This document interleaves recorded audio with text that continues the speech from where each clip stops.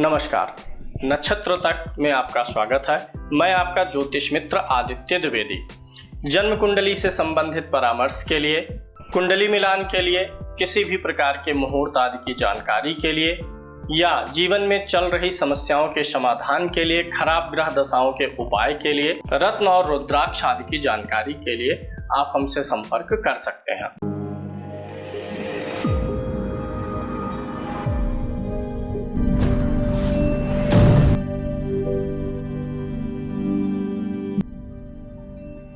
जन्म तिथि है 24 मई 1993, सुबह 9 बजे, कूदल महाराष्ट्र का इनका जन्म है। इनकी जन्म कुंडली का विश्लेषण करते हैं। सबसे पहले ग्रह स्पष्ट और उनकी स्थिति को देखिए। लगन इनकी मिथुन है, मिथुन लगन की कुंडली है। लगन का स्वामी बुध होगा। लगन की डिग्री अच्छी है, 19 डिग्री का है। आर्द्रा नक्षत्र में है, जो कि राहु का नक्षत्र होता है, यानी बुध के लगन में राहु का नक्षत्र अच्छा माना जाएगा। सूर्य इनका वृषभ राशि में है, 9 अंश का है और यह कृतिका नक्षत्र में बैठा है, यानी अपने ही नक्षत्र में बैठा हुआ है। चंद्रमा मिथुन राशि में है, 10 अंश का है, डिग्रिकली ठीक है। आर्द्रा नक्षत्र है, जो कि राहु का नक्षत्र है। चंद्रमा जब राहु के नक्षत्र में बैठा है तो मानसिक दुविधा और सोचना विचारना और थोड़ा सा विचारों में अस्थिरता पैदा करता है। मंगल इनका कर्क राशि में है, यानी नीच राशि में है, 19 डिग्री का है। अश्लेखा नक्षत्र में है, जो कि बुध का नक्षत्र है। तो बुध को, मंगल को ना तो राशि अच्छी मिली है, ना ही नक्षत्र अच्छा मिला है। बुध इनका वृषभ राशि में अस्त है, 18 डिग्री का है। रोहिणी नक्षत्र में है, जो कि चंद्रमा का नक्षत्र है। बुध ठीक है। गुरु इनका कन्या राशि में है, 11 डिग्री का है।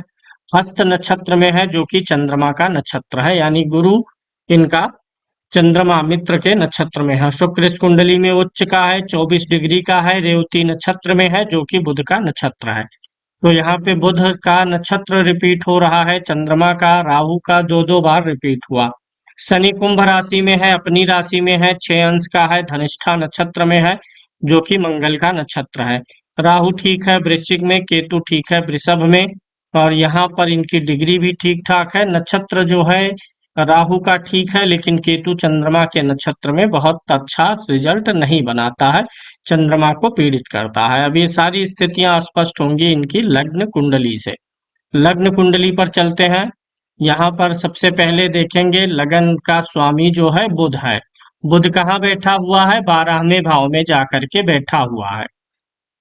यह बुध इनका चतुर्थ भाव का भी स्वामी है। लग्नेश और चतुर्थेश दोनों 12वें भाव में है, तो इनका जन्म स्थान चेंज हो जाएगा, जन्म स्थान पर नहीं रहेंगे, जन्म स्थान के बाहर सेटल होंगे। और बुध 12वें में है, तो भविष्य में विदेश की यात्राएं भी इनकी बनेंगी, फॉरेन ट्रिप वगैरह भी कर सकते हैं और जन्म स्थान छोड़ के किसी दूसरे स्थान पर ये सेटल हो जाएंगे।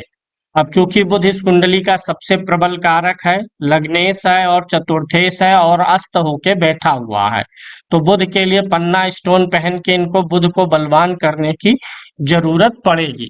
दूसरा कारक ग्रह इनका शुक्र होता है, जो कि पंचम भाव का स्वामी होता है, और ये 10वें भाव में जाकर के उच्च स्थिति में बैठा है, जो कि बहुत ही अच्छी स्थिति बनती है शुक्र के लिए।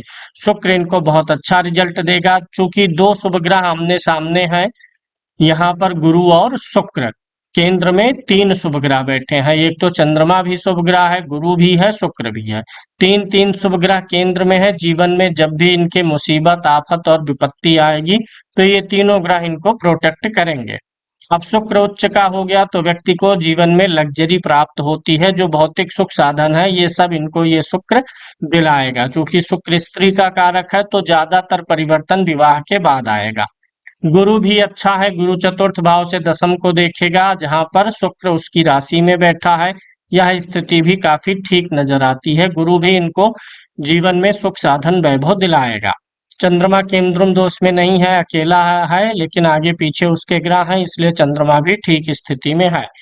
तीसरा कारक ग्रह इनका शनि होता है, जो कि भाग्य भाव का स्वामी होकर के भाग्य भाव में ही बैठा हुआ है, यानी भाग्य इनका पर्याप्त साथ देने की स्थिति में बना हुआ है, भाग्य इनका साथ देगा। शनि यहाँ से अच्छा है, शनि की 10वीं दृष्टि पड़ जाती है यहाँ 6ठे भाव पर, जहां पर ऑलरेडी राहु बैठा हुआ है। तो राहु के यहाँ बैठे होने के नाते इनको जो है शत्रु की बाधा अपने आप समाप्त होती रहेगी। शनि भी शत्रुहंता योग बना रहा है। इस कुंडली में 12वें भाव में हमें हमें 3 ग्रह मिल रहे हैं, केतु, बुध और सूर्य। सूर्य तृतीय भाव का स्वामी है, बुध लग्नेश ही है। तो यहाँ पर बुधादित्य योग जो बनेगा वह हल्का सा प्रभाव डाल पाएगा, क्योंकि बुध और सूर्य के बीच में केतु बैठा हुआ है 18 अंश का। तो यहाँ पे ये मानिए कि केतु और सूर्य की युति है, केतु और बुध की है। सूर्य और बुध की युति उतनी अच्छी नहीं है, क्योंकि बीच में केतु आया हुआ है। तो केतु सूर्य के साथ हल्का सा ग्रहण दोष भी बना रहा है, जो जीवन में स्ट्रगल पैदा करेगा। मतलब जिस समय पर और जिस स्थिति में ये सफलता चाहेंगे, उस समय पर और उस स्थिति में सफलता नहीं मिलेगी। सफलता मिलेगी क्योंकि अगले ग्रह हैं, भाग्य का स्वामी भाग्य में भी है, लेकिन जब जिस समय ये जैसा चाहते हैं वैसा नहीं होगा। होगा अच्छा, लेकिन उस अनुरूप इनके मनोअनुकूल, इनके अनुसार नहीं होगा। यहाँ पर मंगल को देखिए, द्वितीय भाव में नीच का होकर के बैठा हुआ है। मंगल छठे भाव का भी स्वामी है। जब छठे भाव का स्वामी द्वितीय भाव में जाता है, दांत मसूड़ों से संबंधित या चेहरा मुंह जो है उसके आसपास बाहरी या और भीतरी भागों में कुछ ना कुछ तकलीफ दे सकता है। तो दांत मसूड़ों की दिक्कत दे देगा, चेहरे पे कुछ दाने वगैरह निकाल सकता है, और ये कर्ज भाव भी होता है। तो इनको जीवन में कई बार कर्ज की स्थिति भी बनेगी। कर्ज लेने से इनको बचना चाहिए, कर्ज ना हो पाए वही इनके लिए ठीक रहेगा। तो हालांकि गुरु केंद्र में है तो कर्ज से जो है मुक्ति दिलाएगा, लेकिन अगर एक बार कर्ज ले लेंगे फिर किसी न किसी काम के लिए हमेशा कर्ज लेते रहेंगे, तो बहुत बड़े अमाउंट ये कर्ज के रूप में ना उठाएं, यही इनके लिए उचित है। मंगल नीच का है द्वितीय भाव में। कभी कभी भाषा बोली इनकी जो है अक्खड़ हो सकती है, र्यूडनेस भाषा बोली में रह सकता है। अपने जो कुटुंबी जन है, इनके परिवार के लोग जो इनके जिसको पटीदार लोग बोलते हैं, इनके अपने जो स्वजन हैं, भाई बंधु हैं, उनके साथ में यह मंगल समय समय पर इनकी तरफ से कठोर वाणी का प्रयोग करवा देता है। द्वितीय भाव में नीच का ग्रह है, तो पैतृक घर बनवाने में इनको काफी मशक्कत करनी पड़ेगी। पैतृक घर जल्दी इनका मेंटेन नहीं हो पाएगा, जिसका इनको रिनोवेशन कराना चाहते हैं उसमें बहुत टाइम लग जाएगा। मंगल के यहाँ नीच होने से इनको जो मुख्य सतर्कता बरतनी है, अपनी भाषा बोली पे ही नियंत्रण इनको रखना है, और कुछ भी ऐसे खान पान से बचना है जो कि इनको मुख रोग दे सके। तो अगर स्मोकिंग है या कुछ चीविंग है जैसे तंबाकू वगैरह, उन सारी चीजों से इनको बचना होगा, अन्यथा इनको मुंह से संबंधित समस्याएं आ सकती हैं। अगला देख लीजिए, गुरु की दृष्टि अष्टम भाव पर है, आयु बढ़ाता है, कर्म भाव पर है, लाभ बढ़ाता है, 12वें भाव पर है, तो अच्छे कामों में पैसा भी खर्चा करवाता रहेगा। ये शेयर मार्केट में इन्वेस्टमेंट करते हैं और शेयर मार्केट में ऑप्शन ट्रेडिंग करते हैं, अभी स्ट्रगलिंग है। तो इनका कब तक क्या सही हो जाएगा, इसके बारे में इनका सवाल है। तो देखिए, पहली चीज तो हम शेयर मार्केट के लिए पंचम भाव देख लेंगे और बुध ग्रह को देखते हैं। तो इनको शुक्र के लिए उपल और बुध के लिए पन्ना, दोनों इनको लॉकेट में बनवा करके गले में पहनना चाहिए। लॉकेट बनवा करके ही पहनना है, अंगूठी में ना पहने तो ज्यादा ठीक रहेगा, क्योंकि बुध 12वें भाव में है, तो अंगुली में उतना अच्छा सुटेबल नहीं रहेगा। लेकिन अगर ये लॉकेट बनवा के दोनों स्टोन का कॉम्बिनेशन कर देंगे, तो इनके लिए यह ऑप्शन ट्रेडिंग या अन्य जो ऑप्शन होते हैं शेयर मार्केट में, इंट्राडे हो गया, इन्वेस्टमेंट, ये सब सूट करेगा। दूसरा, इस कुंडली का सबसे वीक पॉइंट है मंगल, जो कि छठे भाव का और लाभ भाव का स्वामी होकर के धन भाव में नीच का है। अब चूंकि मंगल धन भाव का भी स्वामी होकर नीच का है, ऐसे व्यक्ति कभी कभी गलत तरीके से भी धन इकट्ठा करने का प्रयास कर सकते हैं। दिक्कत ये देता है मंगल द्वितीय भाव में।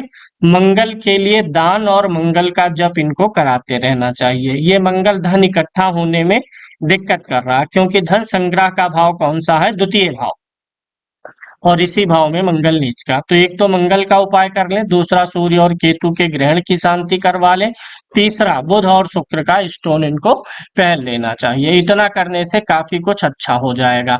अब यहाँ पे इनकी चंद्र कुंडली से देखिए, लगन और चंद्र दोनों एक ही है, मिथुन राशि है, राशि से इनके शनि महाराज भाग्य भाव में आ चुके हैं, लगन से भी कुंभ राशि में आ चुके हैं। अगले 2-2.5 वर्षों में काफी इनको मदद मिल जाएगी।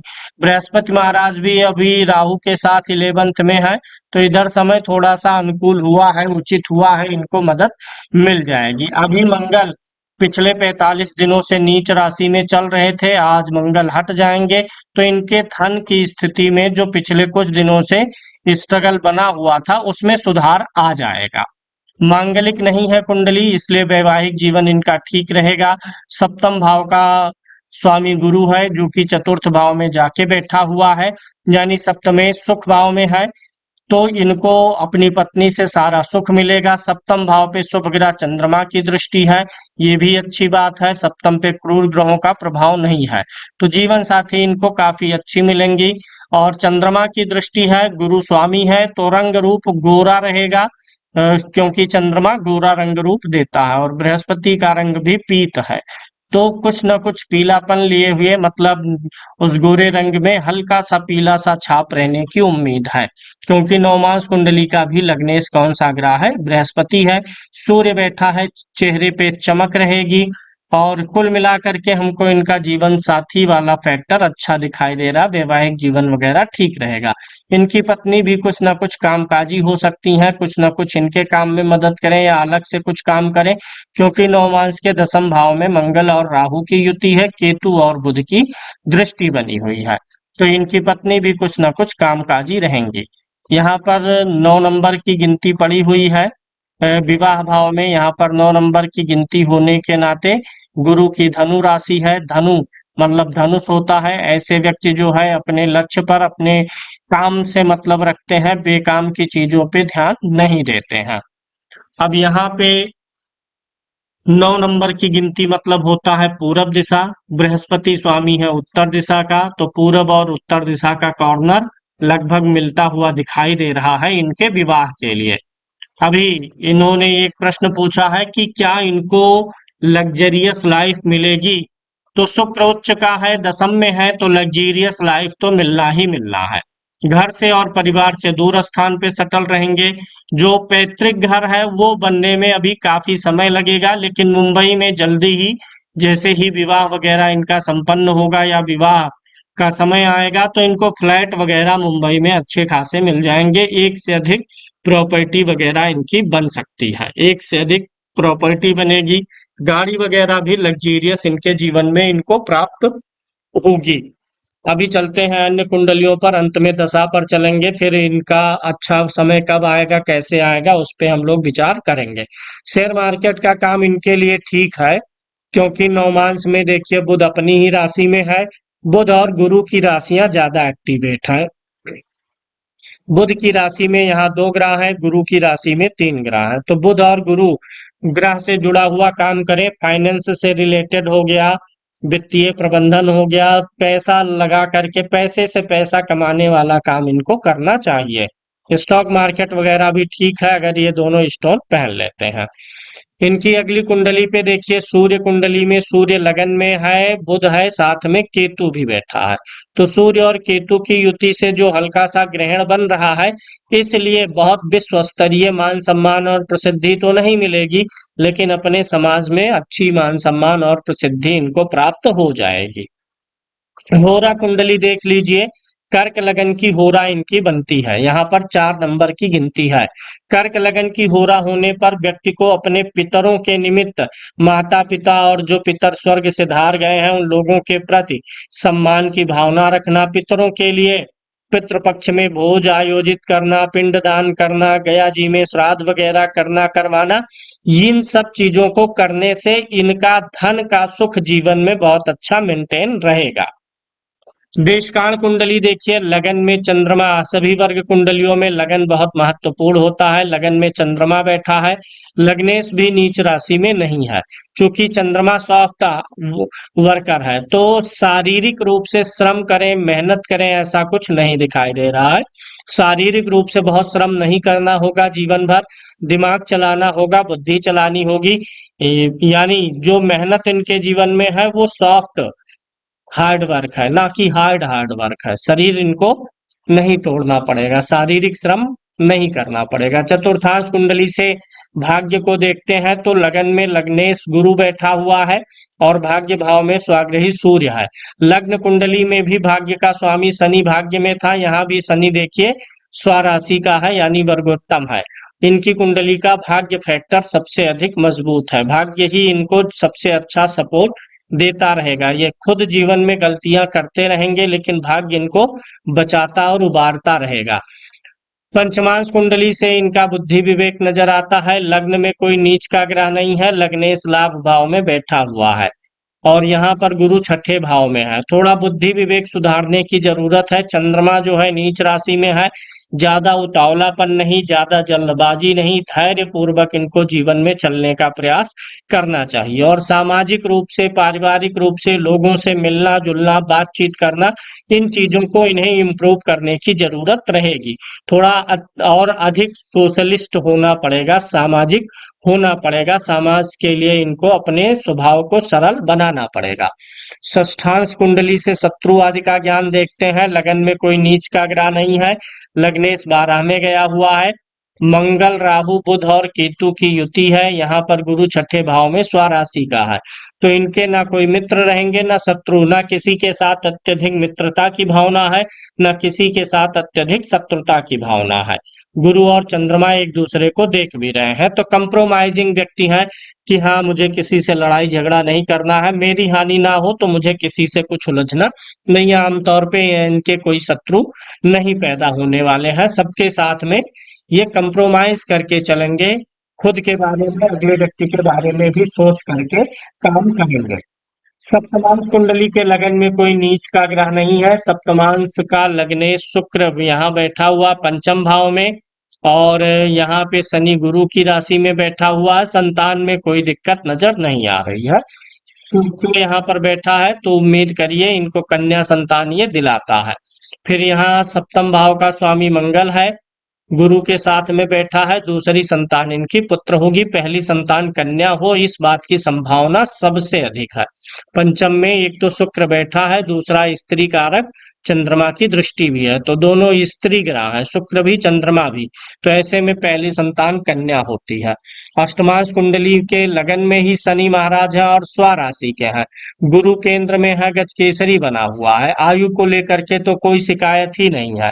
जब भी शनि अच्छा हो गया, लगन यानी अच्छा हो गया, गुरु केंद्र में हो गया, तो आयु को लेकर के कोई संशय बनता हुआ नजर नहीं आ रहा है, आयु इनको अच्छी मिलेगी।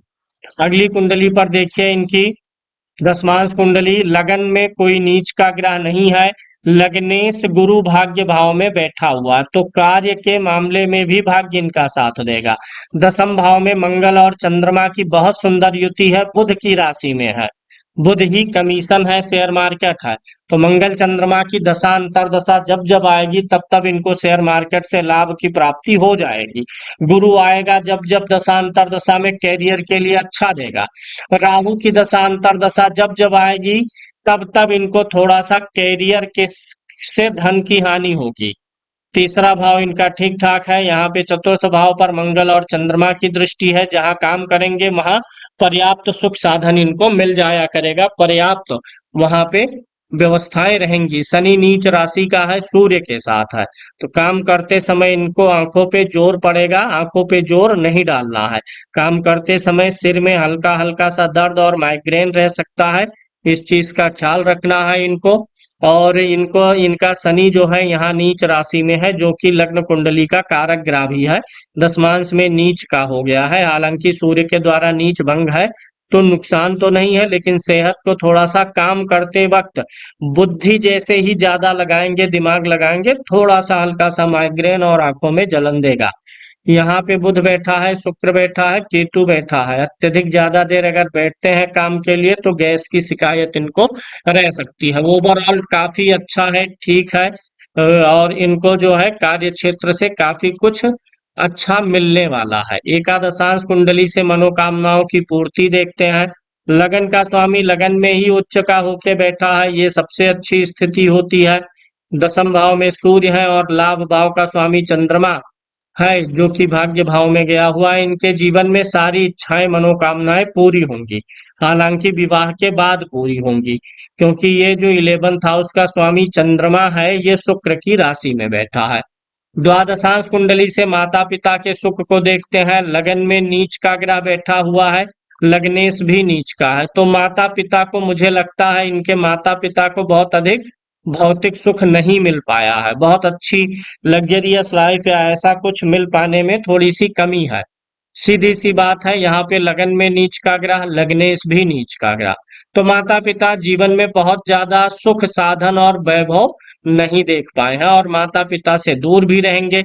इनका माता पिता से कभी कभी कुछ टकराव भी हो सकता है। खोडसांस कुंडली से वाहन का सुख देखते हैं, तो खोडसांस कुंडली में देखिए लगन का स्वामी चतुर्थ भाव में चला जाए तो ये उच्च कोटि का वाहन देता है। लग्नेश चतुर्थ भाव में है, वो भी मित्र की राशि में है, ये इनको उच्च कोटि का वाहन दिलाएगा। गुरु की भी 9वीं दृष्टि इस भाव पर आ रही है, तो वाहन का सुख बहुत अच्छा है। विशांश कुंडली से आध्यात्मिक उन्नति देखेंगे। लग्नेश बुध है, चतुर्थ भाव में है, अष्टम भाव में शनि और मंगल बैठे हुए हैं, नीच राशि में है, तो ये शनि और मंगल इनको बैठ के पूजा पाठ करने का अवसर नहीं देंगे कि ये लंबे समय तक आसन लगाएं और बैठे ध्यान करें। हाँ, स्नान करेंगे, थोड़ा सा खड़े हुए या थोड़ी देर बैठे हुए पूजा पाठ कर लेंगे, बहुत अधिक समय तक ये पूजा पाठ भी नहीं करेंगे, बहुत अत्यधिक समय नहीं दे पाएंगे। यानी आध्यात्मिक रूप से उन्नति देखें तो आध्यात्मिक उन्नति बहुत उच्च स्तर की नहीं है, हालांकि धार्मिक व्यक्तित्व के बने रहेंगे, पूजा पाठ वगैरह करते रहेंगे। आगे देखिए सर्वाष्टक वर्ग की कुंडली को मैं थोड़ा सा समझा देता हूँ। गोचर में इस कुंडली का प्रयोग होता है। इधर राशियां लिखी हुई हैं, इधर ग्रह लिखे हुए हैं। हर ग्रह जो है राशि बदलता रहता है, हमारी गोचर में ट्रांजिट जिसको हम बोलते हैं परिवर्तन होता रहता है। तो अगर किसी ग्रह को किसी राशि पे 0 से 3 पॉइंट मिले होते हैं तो उस राशि पर ग्रह का गोचर अच्छा नहीं होता। जहां 4 पॉइंट मिले होते हैं वहां एवरेज फल मिलता है। जहां 5, 6, 7, 8 पॉइंट मिले होते हैं उस राशि पर ग्रह का गोचर अच्छा फल देता है। शनि को मेष राशि में 5 पॉइंट मिले हैं, यानी जब भी शनि मेष राशि पर गोचर करेगा इनको अच्छा फल देगा। वृषभ राशि पर शनि का गोचर इनको अच्छा फल नहीं देगा। मिथुन पे क्या देगा? एवरेज। कर्क पे खराब, सिंह पे अच्छा, कन्या पे खराब, तुला पे तो सबसे ज्यादा खराब क्योंकि एक ही पॉइंट मिला है। वृश्चिक पे, धनु पे एवरेज, मकर पे खराब, कुंभ पे एवरेज, मीन पे खराब। तो किस राशि पे शनि कैसा फल देगा ये इसी सूत्र के अनुसार डिसाइड कर सकते हैं। जैसे गुरु जब भी मेष राशि पर गोचर करेगा इनको अच्छा फल देगा, मीन मिथुन राशि पे गोचर करेगा अच्छा फल देगा, कर्क राशि पर गुरु का गोचर इनको सबसे ज्यादा अच्छा फल देगा, सिंह पे एवरेज देगा, कन्या पे अच्छा नहीं दे पाएगा, तुला पे अच्छा देगा। तो इस प्रकार से जैसे यहाँ सूर्य को देखिए 1 पॉइंट मिला है, 1 नंबर मिला है। सूर्य को 1 पॉइंट किस राशि में मिला है? मिथुन में। यानी जिस भी महीने सूर्य मिथुन राशि पर गोचर करेगा तो वह सूर्य इनको अच्छा फल नहीं दे पाएगा। इसी प्रकार से सभी ग्रहों के लिए जान सकते हैं। इसी प्रकार से कौन सा दिन इनके लिए अच्छा है, ये ट्रेडिंग वगैरह करते हैं तो ये थोड़ा सा रिसर्च करके काम करें, इन्वेस्टमेंट वगैरह पैसा लगाने के लिए। जब चंद्रमा का गोचर मेष राशि पे रहेगा जिस दिन, ये सारी चीजें अब आप किसी भी पंचांग या ऐप या गूगल के माध्यम से जान सकते हैं। चंद्रमा जिस दिन मेष राशि पे रहे, 2.25 दिन के लिए रहेगा, वह दिन इनके लिए बहुत अच्छा रहेगा। कर्क राशि पर जब चंद्रमा रहेगा 2.25 दिन के लिए, वह दिन अच्छा रहेगा। सिंह और कन्या पर जब चंद्रमा रहेगा तो वह दिन इनके लिए एवरेज रहेगा। वहीं जब चंद्रमा वृश्चिक राशि पर रहेगा, धनु राशि पर रहेगा तो ये दिन भी इनके लिए बहुत अच्छा रहेगा। और मीन राशि पर जब चंद्रमा रहेगा वह दिन बहुत अच्छा रहेगा। तो इन दिनों में ये पैसा इन्वेस्ट करें, लगाएं, खासकर जब चंद्रमा मेष राशि पर, कर्क राशि पर, वृश्चिक पर, धनु पर और मीन राशि पर हो। जब चंद्रमा जिस दिन मकर राशि पे हो, क्योंकि मकर में चंद्रमा को सिर्फ 1 पॉइंट मिला है, तो इस दिन ये कोई भी नया काम ना करें, ट्रेवलिंग ना करें, पैसा ना लगाएं, कोई ट्रेड ना लें। यहाँ पर भी खराब है। तो उम्मीद है ये समझ गए होंगे किस दिन इनको बचाव करना है और किस दिन का ये सबसे ज्यादा सदुपयोग कर सकते हैं। सर्वाष्टक वर्ग की कुंडली में देखिए जो 28 पॉइंट्स होते हैं ये एवरेज माने जाते हैं। लगन में 24 पॉइंट्स है, एवरेज से 4 पॉइंट कम है, भाग्योदय होने में देरी रहेगी। और यहाँ पे धन भाव में 32 पॉइंट है, व्यय भाव में 24 है, और यहाँ पर लाभ भाव में 36 है। तो धन भाव में और लाभ भाव के पॉइंट्स व्यय भाव से अधिक है, यानी जीवन में कभी किसी घोर आर्थिक विपत्ति का सामना नहीं करना पड़ेगा। यहाँ 30 पॉइंट है, तीसरे भाव में अपने काम के लिए पर्याप्त मेहनत कर लेंगे। सुख साधन सुविधा और परिवार भाव में 26 पॉइंट है, एवरेज से 2 पॉइंट कम है। तो इनको सुख का भोग करने के लिए समय थोड़ा कम मिल पाएगा। संतान का ठीक है, यहाँ शत्रु भाव में कम ही रहे वही ठीक है। पति और पत्नी में दोनों में 24 पॉइंट है, यानी पति और पत्नी दोनों एक दूसरे के ऊपर समान रूप से ही प्रभावी रहेंगे, कोई ना किसी को ज्यादा डांटेगा, ना फटकारेगा, ना हावी रहेगा।